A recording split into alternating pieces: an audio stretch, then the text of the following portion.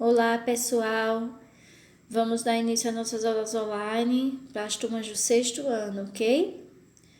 A gente agora vamos fazer uma revisão no nosso livro, onde a gente ouviu falar nas outras aulas sobre pontuação e entonação. Estou mostrando para vocês aí uma parte do nosso livro, onde se encontra na página 66 do capítulo 2, né? Que eu pedi para vocês realizarem essa atividade, que a gente está falando, anteriormente a gente começou a falar sobre frases verbais e nominais, ok? Aí a gente tem um resumo do nosso livro, falando sobre os tipos de frases que a gente estudou, que é as interrogativas, que são perguntas, as exclamativas, que expressam surpresas, admiração, a imperativa, que indica ordem, conselho, né? A optativa, que expressa um desejo. Temos a declarativa, que apresenta uma afirmação.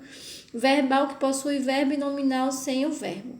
A gente viu também frase, oração e período. A gente viu que frase é todo enunciado com sentido completo. Então, quando tem sentido completo, não precisa ter outras sentenças gramaticais. Uma palavra só pode expressar uma frase, né? Pode ter um sentido completo, pode ser classificada como frase. Aí nós temos a classificação nominal, não apresenta verbo. Que belo dia, um exemplo, né? A gente não vê o verbo nessa frase. E a verbal, que apresenta o verbo. O dia está lindo. Então, esse exemplo aí, o dia está lindo, vemos o verbo estar. Então, quando apresenta verbo, a gente diz que a frase é verbal. Quando não apresenta verbo, a gente diz que a frase é nominal. Viu, gente? A gente viu isso aí nas últimas aulas que a gente viu antes das férias, né? E a gente ficou de responder essas páginas do nosso livro, né? Que foi a partir da página 62, onde iniciamos o conteúdo falando sobre frase, oração e período. Lembrando que oração, ela tem sentido completo e a gente vê verbos nela, então ela necessita de verbo, então é obrigatório ter um verbo na oração. Ela é considerada uma oração quando a gente vê um verbo dentro dela. Então a gente pode considerar uma frase verbal, que é essa, o dia está lindo, e podemos dizer também que ela é uma frase, é uma oração. Por quê? Porque a gente está vendo aí um verbo, e a oração ela pode ter um ou mais verbos. Período, quando a gente fala de período, a gente fala aí de um conjunto de oração. Então, quando a gente fala de período, a gente tem mais de uma oração dentro dele. E isso é considerado um período, não é isso? Aí a gente tem aí o conceito, ó. Período é a frase organizada em uma ou mais orações. Então, é um grupo de orações, certo? Dependendo do número da oração que o forma, o período pode ser simples, formado por uma única oração. Exemplo: a inflação continua alta. A gente tem aí apenas uma oração. Por que eu classifico como uma oração? Porque a gente vê apenas o quê? Um verbo, né? A gente vê apenas um verbo, pode ter mais de um verbo, mas a classificação da oração é a presença desse verbo. Composto, formado por mais de uma oração. Então, a gente tem um exemplo: a inflação continua alta e os salários continuam baixos. A gente tem duas orações ligadas pela essa conjunção aditiva aí, que é o que também pode ser trocado por uma vírgula, viu, gente? Então, a gente diz também que isso aí é um período composto, porque a gente está vendo aí duas orações. E por que duas orações? A gente vê também, observa aí também os verbos, né? E a gente vê aí dois verbos, mesmo que sejam os mesmos verbos, ele está conjugado de maneiras diferentes, né? Então, a gente vê duas orações ligadas pela conjunção aditiva e, ok? Então, a gente viu isso aí também, esse conceito aí no nosso livro, a partir da página 64, nas aulas anteriores.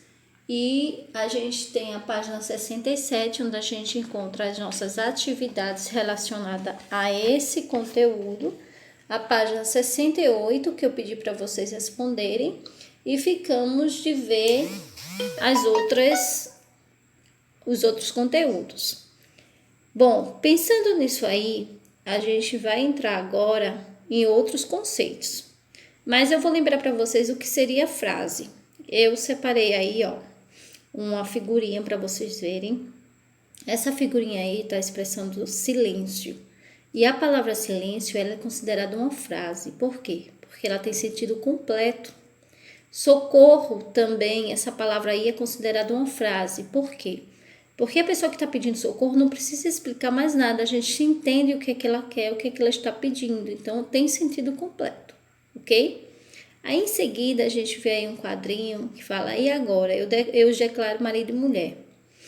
Esse quadrinho aí, os dois quadrinhos, né? Esse e esse aqui, não sou chato o tempo todo, tem horas que eu durmo. Isso aí a gente considera orações, porque a gente vê duas orações, né? A gente vê orações e nessas orações a presença do verbo. Bom, vamos entrar em coordenadas e subordinadas. Primeiro vamos olhar as orações coordenadas. As orações coordenadas, quando a gente fala de oração coordenadas, a gente vai lembrar dessas conjunções aditivas, que dá a ideia de soma, ok? Das orações, né? Dessa junção de oração. Então, aí a gente tem a definição, são orações independentes sintaticamente, isto é, pode-se tirar a conjunção entre as orações e não há perda de sentido. As conjunções coordenativas, ela não precisa de complemento, são verbos que têm sentido, elas usam verbos com sentido completo, e mesmo que haja conjunções, que geralmente são conjunções que dão ideia de soma, que é as adjetivas que dão ideia de soma, tem a ideia de adversativa, temos outros tipos que a gente vai ver mais tarde. Agora, por enquanto, a gente vai ver. Eu quero que vocês observem as conjunções aditivas, que dá a ideia de soma, de ligação, que é a conjunção né, que pode ser trocada por vírgula. Então, a gente vê aí a definição. Quando se tira essas conjunções que dá a ideia de soma, a gente diz que é uma oração coordenativa. Então, aí um exemplo. Fui à feira, comprei frutas, legumes e cereais. Frutas, vírgula, legumes e cereais. Então, a vírgula, ela pode ser representada pela letra E, que é a conjunção de aditiva, e também pode ser representada pela vírgula, que significa também uma pausa no que está sendo dito.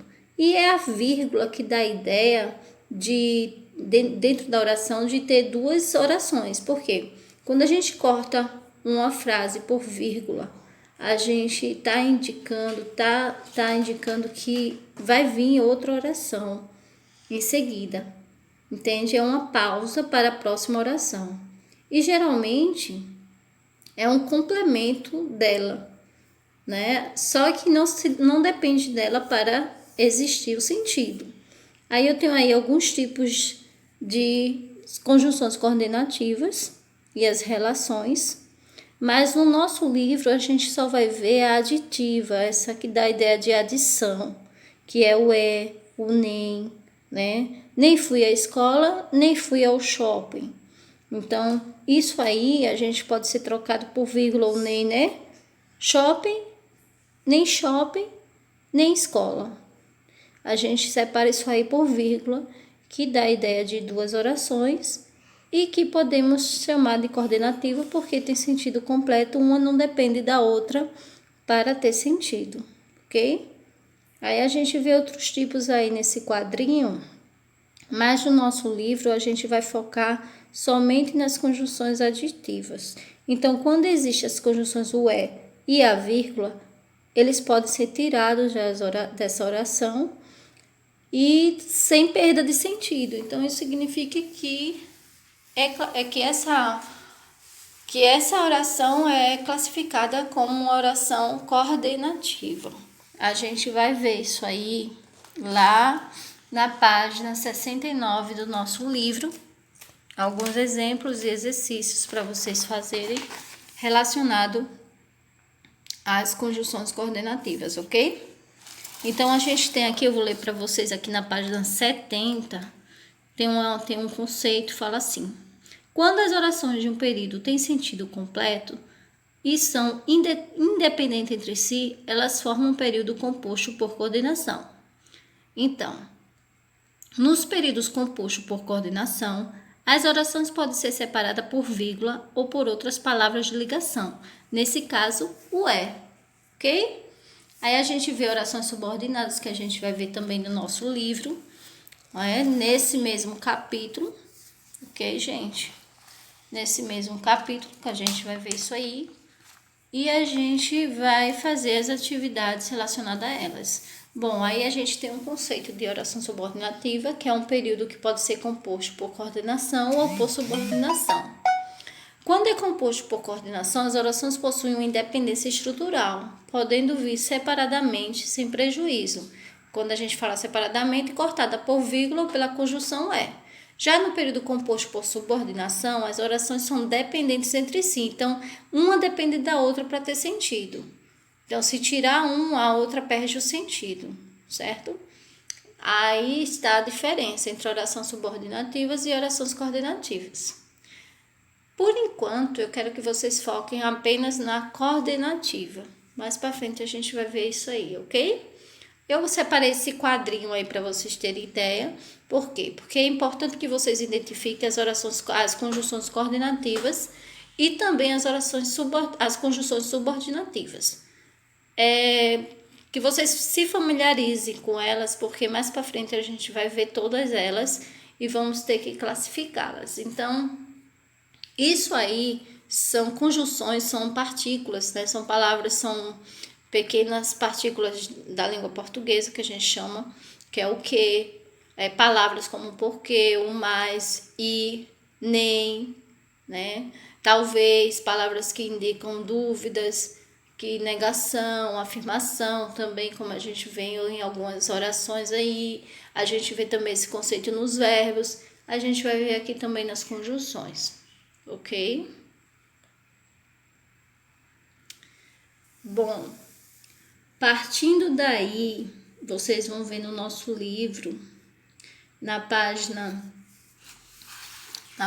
70, alguns exercícios que falam sobre orações coordenativas. Por enquanto, o nosso livro está focando, esse segundo capítulo está focando sobre orações coordenativas. E o que você tem que lembrar de orações coordenativas são as conjunções aditivas, porque são as aditivas que a gente vai ver nesse capítulo durante essas aulas, essas primeiras aulas, né? Que a gente está voltando de férias, essas primeiras aulas. Vamos tirar mais dúvidas sobre elas na nossa live, durante a semana, e vou responder com vocês também qualquer dúvida. A gente tem aí o grupo do Zap, certo? Então, foquem nas conjunções coordenativas, principalmente nas aditivas, que é o que a gente vai caminhar durante esse capítulo, certo? Aí eu tenho aí um exemplo para vocês diferenciarem as duas classificações, coordenativa e subordinativa. O que seria? Oração subordinada. Olha aí um exemplo. Ana é importante na empresa. Quando eu digo Ana é importante, a tendência é a gente perguntar: Ana é importante para quê? Ou por quê? Né?